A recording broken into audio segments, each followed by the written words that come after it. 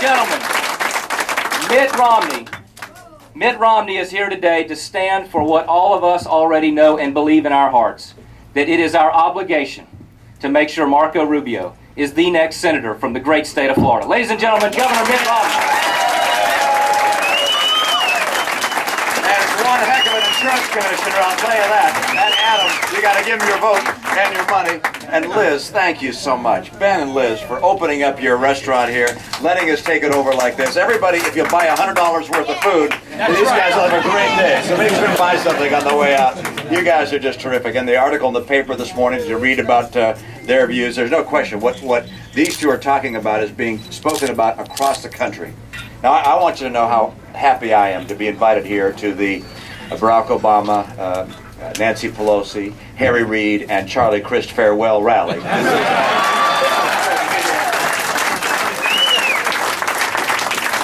I've had the fun of being with a lot of Floridians today and hearing their perspectives on what's happening, and there's an energy and a passion today in our party and among Americans of all three groups, Republicans, Democrats, and those in between.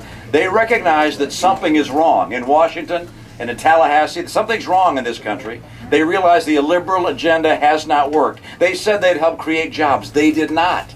They went out there with their $787 billion stimulus bill.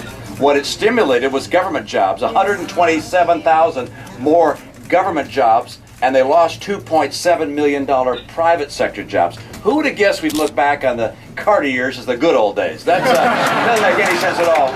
And they did not do what was necessary to get this economy going again. They did a number of things that hurt our economy and kept this recession going longer than it needs to have gone. They, for instance, passed cap and trade, or pushed cap and trade, rather, which had made it harder for businesses to understand what their costs were going to be. They went out there and pushed Obamacare, which made it harder for businesses to know what their costs in health care would be. They went out and raised taxes. They're pursuing raising taxes on sub-S corporations. Are you a sub-S corporation? You're a sub-S corporation. They're raising taxes on sub-S corporations. That doesn't help small business. They're raising taxes on investment. One tax on investment is going to go from 15% to 39%. That doesn't encourage more investment. What they have done has basically been the most anti-growth, anti-investment, anti-jobs agenda that we've seen during our lifetimes. And we've had a government before that's declared war on poverty, and a government that's declared war on drugs. But this is the first time we've had a government declare war on private enterprise, and we're going to send them packing.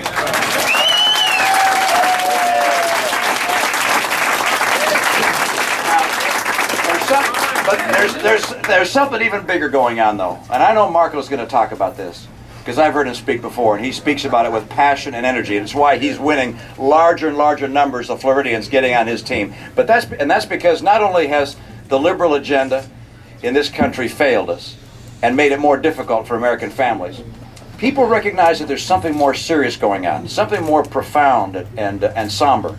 And that is that this liberal agenda has in its sights many of the very values that we hold most dear. They don't understand, these liberals, what it is that makes America such a great nation. Ronald Reagan used to say it's not that liberals are wrong, not that liberals are ignorant, it's just that what they know is wrong. And in this case what they know is wrong. This nation was founded by people who had a very different perspective as to what America would be than the other nations of the world. When this nation was founded, they had the choice when they wrote the Declaration or the Constitution of saying we're going to be following the crown. They'll tell us what to do from England. Or they could have created a strong government here that would guide our lives, tell us how to live our lives, how to start our businesses, how to have our health care. But instead they said, no, we're going to let the American people not only choose their representatives and their president, but also select the path of their life. They're going to be their own champions. They're going to follow the dreams of their hearts, just like Liz and Ben have done.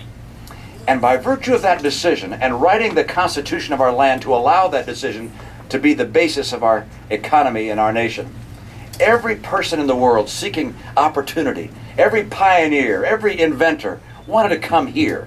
This is the land people have come, immigrated here for hundreds of years. And as a result, it's in our DNA. The very creed of America is to love liberty, to seize the opportunity for growth and innovation and technology. The daring do of America has characterized this great land. And the liberals in Washington and Tallahassee and all over this country are trying to smother that. Smother it with taxes. Smother it with excessive regulation. Smother it by them telling us how to live our lives in ways they don't think we can do as well on our own. We understood when President Obama ran for office, he said that he was going to fundamentally change the way Washington works. He misled us. He's trying to fundamentally change the way America works, and we will not let him.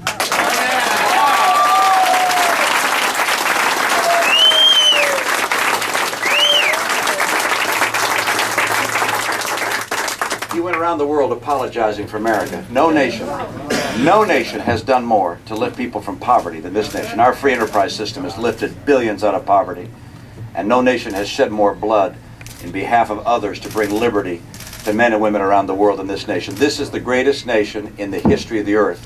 We have no need to apologize for this great land.